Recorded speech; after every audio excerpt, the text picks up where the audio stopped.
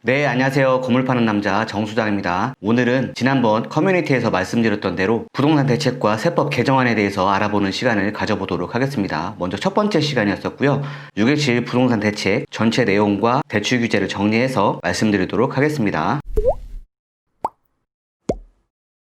자, 먼저 목차를 보시면 2020년 6월 17일 주택시장 안정을 위한 관리 방안, 그리고 두 번째 7월 10일 주택시장 안정 보완 대책, 그 다음에 7월 22일 세법 개정안, 이렇게 목차가 구성이 되어 있습니다. 네, 추가적으로 발의된 부동산 3법에 대한 내용은 다음 시간에 내용을 다시 정리해서 알아보는 시간을 가져보도록 하겠습니다. 자, 먼저 6.17 부동산 대책 먼저 확인해 보도록 하겠습니다. 추진 배경하고 동향, 평가 이런 부분들은 저희가 알 필요는 굳이 없을 것 같아서 이건 넘어가도록 하겠습니다. 그리고 오늘 소개시켜드린 6월 17일 부동산 대책은 대전 지역, 제가 위치한 곳이 대전이기 때문에 대전 지역을 중심으로 말씀을 드리도록 하겠습니다. 대전 지역 같은 경우에는 조정 대상 지역과 초기 과열 지구에 지정이 되어 있었고요. 그리고 건물을 파는 사람 입장하고 건물을 사는 사람 입장을 중점적으로 해서 알아보도록 하겠습니다. 이 6.17 부동산 대책의 내용은 이렇습니다. 묶어놓고 패겠다, 묶어놓고 규제하겠다라는 내용이 주요 골자라고 보시면 되겠습니다. 왜? 비규제 지역에 집중되는 투기 수요 유입을 차단하기 위해서 수도권, 대전, 청주 대부분 지역을 규제 지역으로 지정하겠다. 투기 수요 유입을 차단하기 위한 목적이라고 했는데 엄밀히 말하면 갭 투자 때문에 부동산 시장이 조금 어지러우니까 갭 투자를 하지 못하도록 막겠다라는 취지라고 보시면 되겠습니다. 일단 수도권, 대전, 청주 대부분 지역을 규제 지역으로 묶겠다고 했는데 이 규제 지역 같은 경우에는 2020년 6월 19일부터 효력이 발생을 합니다. 그래서 지금 영상을 찍어서 업로드하는 시간이 8월 중순이기 때문에 지금도 현재까지 규제 지역으로 지정이 돼 있다고 보시면 되겠습니다. 먼저 조정 대상 지역 같은 경우에는 대전 전 지역이라고 보시면 되겠습니다. 동구, 중구, 서구, 유성구, 대덕구, 대전 전 지역이 조정 대상 지역으로 편성이 됐고요. 투기 과열 지구 같은 경우에는 동구, 중구, 유성구 이렇게 4개 부분의 지역에 투기 과열 지구가 지정됐습니다. 대덕구는 제외되어 있습니다. 규제 지역으로 지정된 곳은 도대체 어떤 규제를 받나? 그 전에 어떤 건물이 규제를 받는지 한번 알아볼 필요가 있겠죠.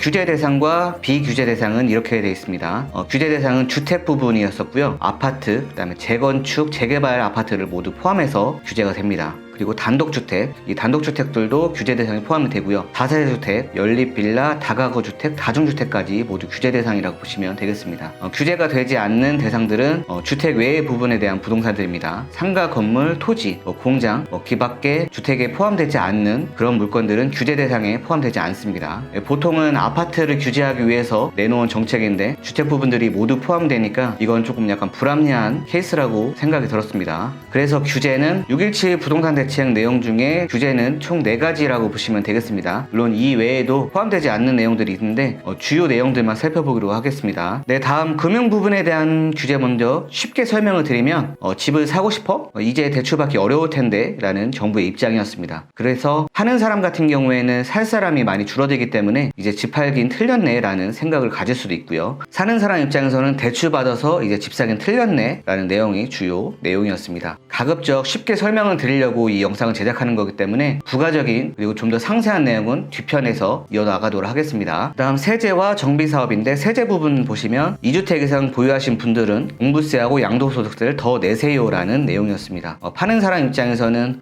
세금 무서워서 이제 집 팔고 싶은데 될까? 라는 내용이었었고요. 그리고 사는 사람 입장에서는 세금 무서워서 집 하나 더 못 사겠네 라는 내용이 주요 포인트였었습니다. 정비 사업 같은 경우에는 이제 재건축, 재개발, 조합원 지위 양도하지 마세요 라고 경고를 하고 있는 거고요. 파는 사람 입장에서는 등기 나오기 전까지는 못 팔겠네, 그리고 사는 사람 입장에서는 등기 나오기 전까지는 못 사겠네 라는 내용이었습니다. 아파트 분야에 대한 거는 원래 제 주 종목이 아니기 때문에 간단하게만 설명드리겠습니다. 그리고 전매 제한 같은 경우에는 정부에서 얘기합니다. 여러분들이 좋아하시는 분양권 전매 제한 걸어드립니다. 파는 사람 입장에서는 이제 한참 기다렸다가 팔아야 한다고 생각이 들 거고요. 그리고 사는 사람 입장에서는 한참 기다렸다가 분양권을 사야 되는 상황이 생겼습니다. 그리고 기타 부분 같은 경우에는 집 살 때 어떤 돈으로 샀는지 자금 조달 계획서 내세요 라는 내용이었었고요. 자금 조달 계획서 같은 경우에는 그 이전에도 나온 내용이었었는데 조금 더 구체적으로 타이트하게 내용이 바뀌었습니다. 일단 파는 사람 입장에서 보시면 살 사람이 줄어드니 팔기 더 힘들어지겠군, 그리고 사는 사람 입장에서는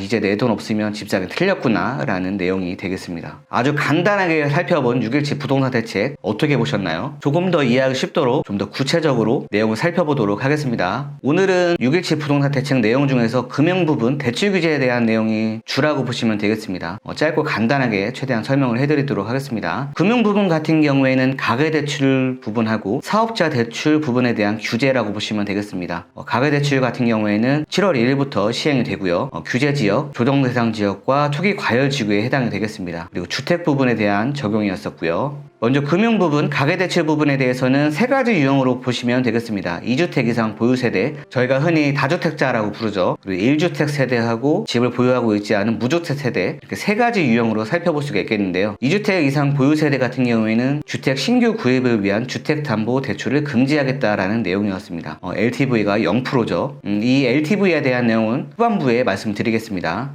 다주택자는 주택담보대출 1도 안 해줄 테니 살려면 생돈으로 사라 라는 내용이었습니다. 1주택 세대 같은 경우에도 원칙적으로는 주택 신규 구입을 위한 주택담보대출을 금지하겠다라는 내용이었습니다. 1주택자도 주택담보대출 1도 안 해줄 테니 사려면 생돈으로 사라 라는 내용이었었고요. 예외 사항 같은 경우에는 기존 주택을 2년, 투기과열 지구에 있는 집 같은 경우에는 1년 내에 처분하고 전입하는 조건이면 주택담보대출을 해주겠다라는 내용이었습니다. 근데 이게 보도자료에 나온 내용하고 국토교통부에서 제시한 그 홈페이지에 있는 내용하고 약간 상충되는 면이 있는데 일단은 보도자료 내용보다는 국토교통부에 게시된 내용으로 정리를 해서 알려드리겠습니다. 조정대상 지역과 투기과열 지구에 있는 새로운 집을 대출을 껴서 살려면 지금 사는 집을 6개월 내에 처분하고 새로운 집에 전입신고를 하라는 내용이었습니다. 그 다음 무주택 세대 같은 경우에는 원칙적인 내용은 보도자료에 있는 내용을 보시면 원칙에 있는 내용인데 이게 국토교통부 홈페이지에 있는 내용으로 보시면 이게 삭제가 되고 변경이 되었습니다. 일단 원칙에 있는 내용을 보시면 투기지역과 투기과열지구 내에 있는 시가 9억 넘는 고가주택을 살 때는 새로운 고가주택에 전입신고를 하면 대출을 해준다는 내용이었습니다. 이게 조정대상 지역은 2년 내에, 투기과열지구에서는 1년 내에 전입신고를 하면 대출을 해준다는 내용이었었는데 이게 다시 바뀌었죠. 예외사항을 보시면 모든 규제지역 내에서 대출 껴서 집을 살려면 이제는 6개월 내에 전입신고를 하라는 내용이었습니다. 이게 조정대상 지역은 2년 내고 투기과열지구는 1년 내에 하라는 내용이었었는데 6개월 내에 전입신고를 해야지 대출을 해준다는 내용으로 바뀌었습니다.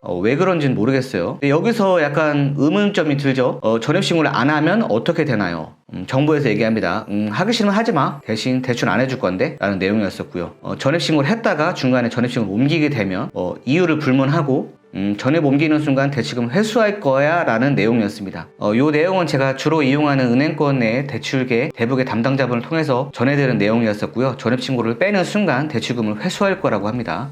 가계대출, 그러면 예외 요건만 잘 지키면 예전처럼 완전히 대출받을 수 있는 거죠? 아닙니다. 일단 규제지역 내에서 대출을 받을 때 LTV하고 DTI가 적용돼서 기존에 저희가 받을 수 있는 금액보다 대출을 덜 받게 될 수도 있습니다. 여기서 이제 LTV하고 DTI가 조금 궁금하시죠? LTV 같은 경우에는 주택을 담보로 돈을 빌릴 때 인정되는 자산 가치의 비율을 얘기하는 거고요. 쉽게 설명을 하면 은행에서는 아파트 같은 경우에는 KB세하고 아니면 해당 주택을 감정평가한 다음에 은행에서 대출을 해주게 되는데 이 감정평가 금액에서 몇 퍼센트 이하까지만 대출을 해주겠다라는 게 LTV였었습니다. 그리고 DTI 같은 경우에는 은행에 갚아야 하는 원금과 이자가 내 연봉에서 차지하는 비율을 얘기합니다. 좀 더 쉽게 설명을 드리면 은행에서 내 연소득을 확인한 다음에 몇 프로까지만 대출을 해주겠다라는 내용입니다. 그렇게 해서 조정대상 지역하고 투기과열지구의 LTV하고 DTI가 몇 퍼센트 비율로 그 이하까지만 대출을 해주게끔 바뀌었습니다. 우선 조정대상 지역 같은 경우에는 LTV가 9억을 초과하는 경우에는 30%까지만, 그리고 LTV가 9억 이하까지는 50%만 해주겠다는 내용입니다. 그리고 DTI는 50%였었고요. 투기과열지구 같은 경우에는 15억을 넘으면 안 해주겠다는 내용입니다. 15억 이상의 아파트는 대출을 안 해줄 테니까 그냥 15억 생돈으로 살아나는 내용이었었고요. 그리고 LTV 9억 초과는 20%, 9억 이하는 40%만 적용이 됩니다. 그리고 DTI도 40%까지만 적용이 되고요. 네, 이렇게 보면 조정대상 지역보다는 투기과열지구의 LTV하고 DTI가 즉 대출 규제가 조금 더 강하게 적용된다는 걸 확인할 수가 있겠습니다. 간단히 예시를 들어보면 여러분께서 살려고 하는 아파트나 일반 주택이 약 10억짜리라고 치면 LTV가 9억 이하이니까 10억에 40%, 약 4억만 대출을 해주겠다는 내용이었었고요. 그리고 9억을 초과하는 20%, 10억에서 9억을 빼면 1억이죠. 1억에서는 2천만 원까지만 해주겠다는 내용이었습니다. 그래서 감정평가 10억짜리 물건을 살 때에는 4억 2천까지만 대출을 해주겠다는 내용이었었고요. 그 남은 금액 같은 경우에는 전월세 보증금을 뺀 가격이, 아니면 전월세 보증금이 없다고 하면 그 나머지 가격이 실투자금이 되겠습니다. 네, 여기까지가 가계대출 규제에 대한 내용이었었고요. 다음은 사업자 대출 규제의 내용입니다. 자, 사업자 대출은 이렇습니다. 7월 1일부터 시행을 하고요. 규제 지역만 해당이 되는 게 아니라 모든 지역에 해당이 됩니다. 그리고 주택 부분에 해당이 되고요. 모든 사업자, 법인 사업자하고 개인 사업자 모두 적용이 되겠습니다. 이렇게 해서 사업자 대출 같은 경우에는 주택 매매 사업자, 주택 임대 사업자 모든 사업자에 적용이 되는데, 이 주택 매매 사업자하고 주택 임대 사업자 같은 경우에는 시군구청에 등록하는 사업자가 아니라 세무서에 등록하는 사업자 등록 부분에 대한 사업자라고 보시면 되겠습니다. 일단 원칙을 보시면 모든 지역의 주택 매매 임대 사업자에 대한 주택담보대출을 금지하겠다라는 내용이었습니다. 이제 법인이든 개인이든 사업자를 이용한 대출은 안 해주겠다라는 내용이었습니다. 이 사업자를 이용해서 주택담보대출을 받는 경우가 아마 재작년부터 시행을 했었던 것 같은데, 그래서 책들도 굉장히 많이 나왔죠. 법인을 이용한 절세 방법 뭐 이런 책들도 많이 나왔었고, 실제로 그런 사례들로 인해서 거래가 많이 되기도 했었습니다. 그래서 정부에서 방침이 이런 사업자를 이용해서 주택담보대출을 받아서 갭 투자를 하는 것까지 막겠다라는 내용의 취지라고 보시면 되겠습니다. 예외적으로 사업자 대출을 이용해서 주택담보대출이 가능한데 국토교통부가 인정하는 예외 사유에 해당하는 경우라고 써 있습니다. 근데 제가 자료를 찾아봤는데 이 예외 사유는 도대체 어떤 예외 사유인지 찾아낼 수가 없더라고요. 아시는 분 있으면 댓글로 좀 알려주셨으면 좋겠습니다. 예전 같은 경우에는 수익형 부동산 같은 경우에 다중주택이나 다가구 주택을 구입할 때 사업자 대출을 이용해서 이자만 내는 상환 방식을 채택을 받을 수가 있었는데, 이것까지 이제 막겠다는 취지였었습니다. 주택 구입 시 사업자 대출을 이용해서 원금 상환 없이 이자만 상환하던 방식을 이제 적용받을 수가 없고, 꼼짝없이 원리금 균등분할 상환을 해야 된다는 내용이었었고요. 그리고 개인 주택 매매 사업자, 임대 사업자가 시가 9억 원을 초과하는 고가주택을 구입할 때 신규 주택 담보 대출을 금지하겠다라는 내용이었습니다. 근데 법인에 대한 내용은 또 없더라고요. 그럼 법인은 시가 9억 원을 초과하는 고가주택을 살 때는 신규주택 담보대출을 받을 수 있다는 내용이 이게 맞는 건지 아닌 건지 솔직히 모르겠습니다. 조금 더 내용을 찾아봐야 될 것 같아요. 그리고 사업자 대출 같은 경우에도 조정대상 지역과 토기과열 지구에 해당하는 그 LTV하고 DTI 내용은 가계대출하고 동일하다고 보시면 되겠습니다. 솔직히 근데 이런 LTV하고 DTI 같은 경우에는 일반인 분들이 알기가 좀 힘들어요. 이걸 계산해서 하기도 힘들고, 그렇기 때문에 실제로 물건을 보고 나서 매매 의사를 갖고 있다고 하면 직접 은행권에 가셔서 상담을 받고서 대출을 실행하거나 실행하지 못하거나 이걸 구분 지으시면 되겠습니다. 이 LTV 30%, 20%, 50%, 40% 이런 내용들을 미리 머릿속에 외우진 마시고 그냥 직접 은행 상담을 받으시면 되겠습니다. 그래서 금융 부분에 대한 결론은 이렇습니다. 정부에서 규제 지역을 묶어서 주택담보대출을 규제를 할 테니까 그래도 규제 지역에 있는 주택을 사고 싶으면 예외 요건을 충족시켜서 대출을 조금만 받고 건물을 사라 라는 내용이었었고요. 그게 아니라면 대출을 1도 안 해줄 거니까 네가 가지고 있는 생돈으로 건물을 사라 라는 내용이었습니다. 네, 이렇게 해서 617 부동산 대책, 대출 규제에 대한 부분을 살펴보았는데요. 우선은 아파트나 주택 이런 부분에 대해서는 주택담보대출을 받아서 물건을 사기가 예외 요건을 충족시켜야 되기 때문에 쉽지가 않을 것 같고요. 그리고 저의 주 종목인 다중주택이나 다가구주택 이런 부분들에 대해서도 규제가 있긴 한데, 이런 건물들도 대출 규제가 있긴 하지만 융자를 받고 건물을 매입할 수 있는 방법이 있긴 있습니다. 사실 이게 편법이라고도 볼 수가 있고 어떻게 보면 꼼수이기 때문에 이 유튜브에 이런 내용들을 제가 설명하는 건 옳지 않은 것 같고요. 그럼에도 불구하고 다중주택이나 다가구주택을 매입하고 싶은 분들은 저한테 개인적으로 연락을 주시고 사무실에 내방을 하시면 그때 솔직하게 말씀드리도록 하겠습니다. 그럼 지금까지 건물 파는 남자 정수장이었습니다. 감사합니다.